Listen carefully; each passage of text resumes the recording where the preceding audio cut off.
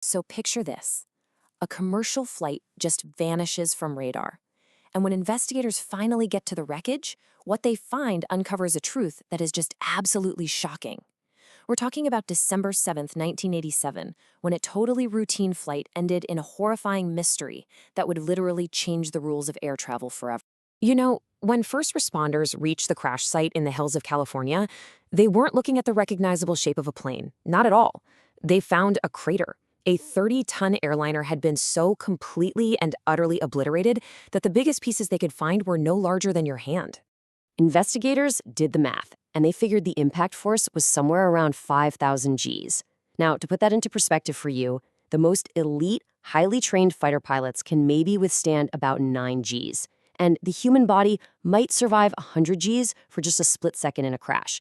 This was 50 times stronger than that, a force so incomprehensible, it explains why that aircraft was basically turned into confetti. That sheer, brutal violence of the crash scene told a story. See, planes don't just fall out of the sky like this from a simple mechanical failure. This aircraft had actually accelerated past the speed of sound, diving straight down into the ground. So from the very beginning, investigators knew this was something far, far more sinister.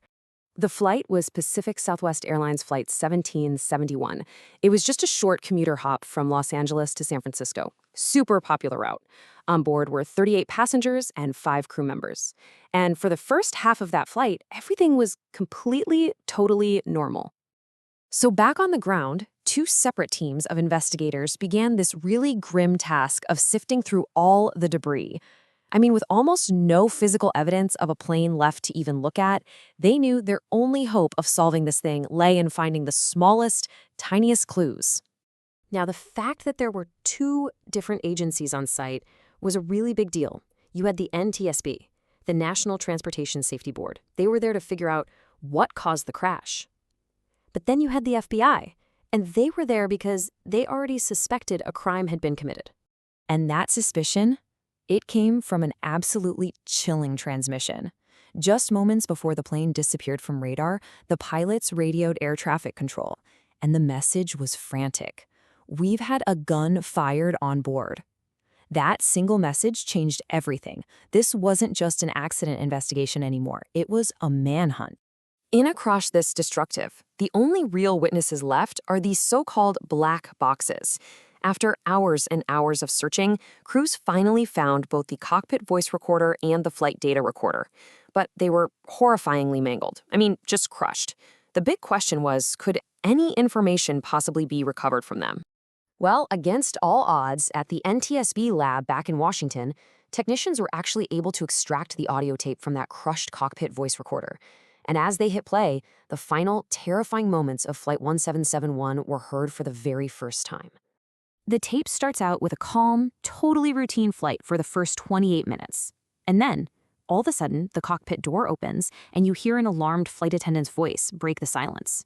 "There's a problem, Captain." The captain responds immediately. His voice is calm, professional, asking what's going on, completely unaware of the horror that was about to unfold. And then a new, unfamiliar male voice is heard. And with that one chilling declaration, the mystery was basically solved. This was a hijacking. What they heard next on the recording was the sound of gunshots as the hijacker murdered both pilots right there at the controls. So, with the recording confirming a mass murder had taken place, the investigation shifted completely to the FBI. Their mission now was clear: put a name and a face to that voice on the tape. And the evidence they needed? It was buried somewhere in that wreckage. The detective work that followed is just incredible. Agents found the murder weapon, a .44 Magnum. Then, they made this morbid but absolutely crucial discovery, a piece of a finger, stuck right in the trigger guard. From that one tiny fragment, the FBI lab lifted a perfect fingerprint, and it led them directly to a passenger on the manifest, a man named David Burke. Now, David Burke wasn't just any passenger. It turns out he was a former employee of USA Air, which was PSA's parent company. And get this, he had been fired just 3 weeks earlier for stealing $69 from in-flight liquor sales. He had a grudge, and tragically, he was on that flight. So now they had the killer, but investigators really needed to understand the motive. What was the why? Well, back in the wreckage, they found one final, damning piece of evidence that explained everything. It was a note, written on the back of an air sickness bag.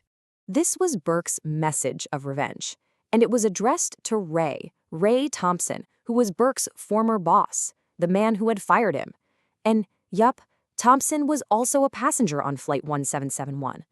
Burke hadn't just boarded some random plane. He had targeted the exact man he blamed for all his problems. And this timeline just shows you how cold and calculated this whole thing was. The very same day his final appeal to get his job back was denied, Burke went and bought a ticket for the flight he knew his old boss took home every single week. This wasn't some spontaneous act of rage, it was a premeditated plan for revenge. So the investigation had figured out the who, the what, and the why. But one terrifying question was left for the authorities. How in the world did a recently fired, disgruntled employee manage to walk onto a commercial flight with one of the most powerful handguns in the world? The answer was a really shocking security flaw. Back in 1987, airline employees with a valid ID could use something called bypass authority to just walk around security checkpoints without being screened. When David Burke was fired, the airline never took back his credentials, so he just flashed his old ID, bypassed the metal detector, and walked right onto that plane with the .44 Magnum. The tragedy of Flight 1771 led to immediate and permanent changes. The FAA completely revoked bypass authority. It was gone. From that day forward, all airline employees, pilots, flight attendants, ground crew, everybody had to go through the exact same screening as passengers.